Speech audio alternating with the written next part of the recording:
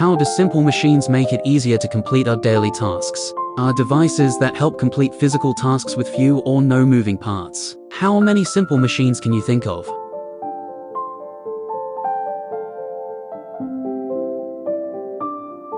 They can change both the amount of force needed to accomplish a task and the distance over which you can apply the force to an object.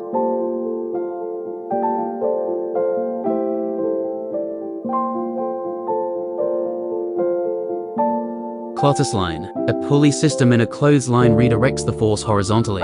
This changes the direction of the force, making it easier to lift the clothesline and its load of wet, heavy clothes. Jar lids. Lids of mason jars feature screw threads, a simple machine consisting of circular inclined planes. The screw thread magnifies the force applied and converts rotational to linear motion. This allows you to open and tighten lids easily. Compound machines are composed of two or more simple machines. Can you name the simple machines present in a wheelbarrow? How about in a bicycle?